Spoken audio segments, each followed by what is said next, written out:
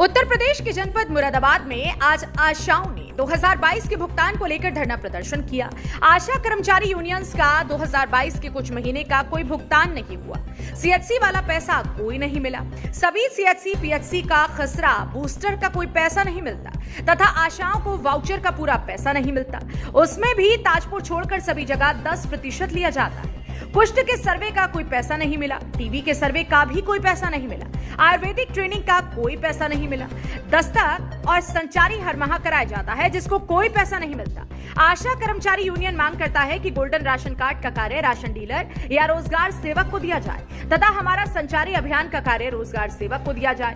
हमारा आशा संगनी का लंबवत भुगतान जल्द से जल्द किया जाए तथा भोजपुर बीसी पीएसएम जिशान को सस्पेंड किया जाए क्योंकि वह आशाओं पर बहुत गलत तरीके से कमेंट करते हैं, कभी लिपस्टिक को लेकर, कभी मांग में सिंदूर को लेकर। हमें नहीं लगता कि वह वीसीपीएम बनने लायक है। अगर वीसीपीएम जिशान को सस्पेंड नहीं किया गया तो हम उनके खिलाफ एफआईआर कराएंगे। हम पीछे नहीं हटेंगे। अगर सीएमओ साहब कार्रवाई नहीं करते तो हम कल भोजपुर थाना जाकर एफआईआर कराएंगे और अगर वीसीपीएम जिशान भोजपुर पीएससी में रहेंगे तो कोई भी आशा काम नहीं करेगी। अगर हमारे पैसे का भुगतान 27/7/2023 तक नहीं हुआ तो हम संचारी दस्तक का बहिष्कार करेंगे और अनिश्चितकालीन धरने पर बैठेंगे।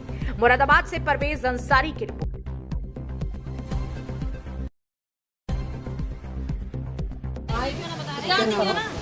मेरा नाम संजो देवी है।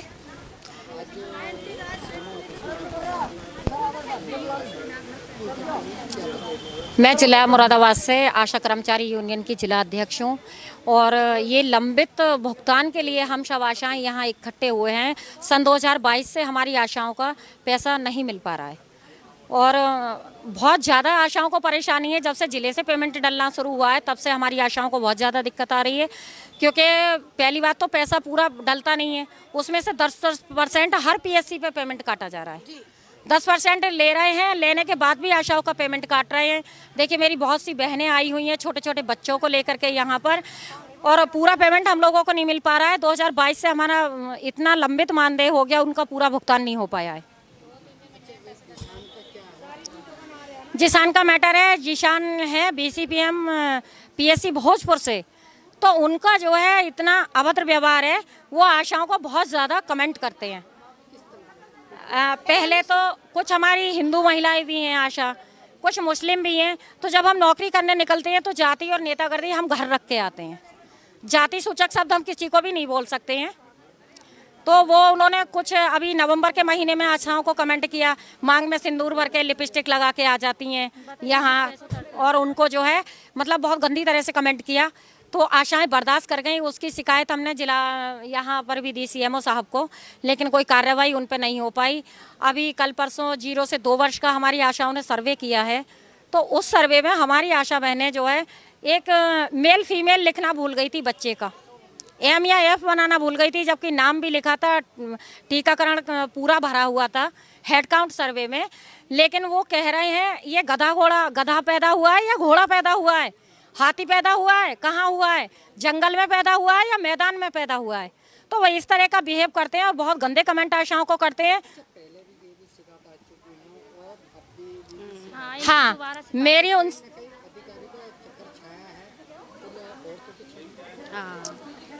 नहीं, उनको जो है उन्होंने बहुत ज़्यादा बदतमीज हो गए हैं वो।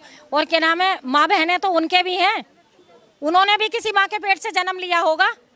वो एक इंसान है। मुझे नहीं लगता कि वो बीसीपीएम की नौकरी करने के लायक हैं। हाँ बिल्कुल करते हैं। मतलब गधे घोड़े हैं, गधा पैदा हुआ है, घोड़ा पैदा हुआ है। आशाओं को बहुत अजीब तरह से कमेंट करते हैं वो, मैं बता भी नहीं सकती हूँ।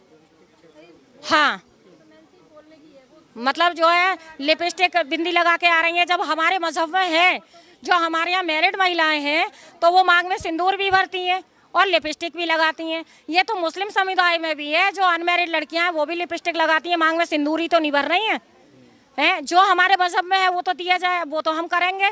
जब और उनके मजहब में क्या है वो लोग करते हैं, लेकिन यहाँ से नौकरी कर रहे हैं, वो मजहब का सवाल कहाँ से पैदा हो गया।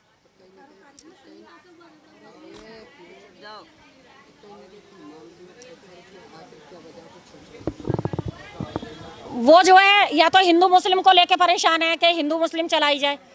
और जो मेरी हिंदू आशाएं हैं उनके साथ ज़्यादा परेशानी है भोजपुर पीएससी पे, क्योंकि वहाँ जितना भी स्टाफ है वो सब जो वहाँ पूरी यूनिट है, बीसीपीएम है, बीपीएम है, बेम है, एमओआईसी है, वो सब मुस्लिम समुदाय से हैं। हाँ बिल्कुल कराएंगे। अगर जीसान को सस्पेंड नहीं किया गया बीसीपीएम को, तो हम जो है एफआईआर उनके खिलाफ कराएंगे, अब पीछे नहीं हटेंगे। हाँ, बस से बाहर बात हो गई है, क्योंकि उनको तमीज नहीं है महिलाओं से कैसे बात की जाती है। शिकायत वहाँ हमारे डीसीपीएम सर हैं, उन्होंने जो वहाँ के अध्यक्ष हैं डॉक्टर असलम सर हैं एमओआईसी, उनसे भी की है, लेकिन उन्होंने इस बात को कोई संज्ञान में नहीं लिया, हवा में उड़ा दिया उन्होंने। मेरी भी कल उनसे बात हुई है, उन्होंने बोले कि ठीक है, हमें नहीं पता इस तरह का। जब जिले से सूचना उनके पास पहुंच गई है, हमारी आशाएं जब पिड़ता देते हैं तो जिले पर भी फ़ोन करती हैं अधिकारियों को। अब सीएमओ साहब से वार्ता करते हैं, सीएमओ साहब उनके लिए क्या कार्रवाई करते हैं। अगर सीएमओ साहब कार्रवाई नहीं करेंगे तो थाना भोजपुर में कल हम जाके एफआईआर कराएंगे उनके खिलाफ। और अगर जीसान बीसीपीएम भोजपुर पीएससी पे रहेंगे तो मेरी भोजपुर पीएससी की आशा कोई भी काम नहीं करेगी, कार्य बहिष्कार करके बैठेंगी। हाँ, और हमारा ये लंबित जो मानदेय को लेके हमारा धरना है आज, अगर हमारे पेमेंट का 3 तारीख तक भुगतान नहीं हुआ, 3/7 तक, तो हम जो है ये जो अभी आ रहा है संचारी रोग है और दस्तक अभियान है, ये हर महीने होता है 1 तारीख से और 31 जुलाई तक है, तो इसको हम बहिष्कार करेंगे सभी बहनें। पूरे जिले में काम नहीं होगा संचारी और दस्तक अभियान का, बिल्कुल बंद कर देंगे, क्योंकि हमें पैसा समय से नहीं मिल रहा है और हम ही लोग काम कर रहे हैं। देखो बहुत सी बहनें मेरी छोटे छोटे बच्चों को लेके आई हुई हैं, ऐसी गर्मी में। अधिकारी तो एसीओ में बैठे हैं और हम लोग गर्मी में काम कर रहे हैं, जिनकी 20-20 हज़ार रुपये, 50-50 हज़ार रुपये सैलरी है।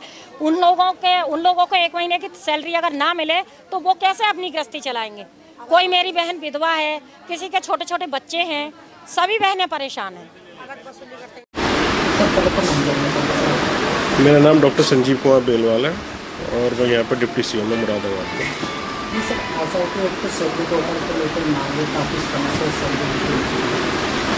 देखिए, जो इनका प्रोत्साहन राशि होती है वो समय समय पर निकलती रहती है। अगर किसी कारणवश किसी आशा का प्रोत्साहन राशि रुका हुआ है तो उसको तत्काल प्रभाव से अभी ऑर्डर करा के निकल जाएगा।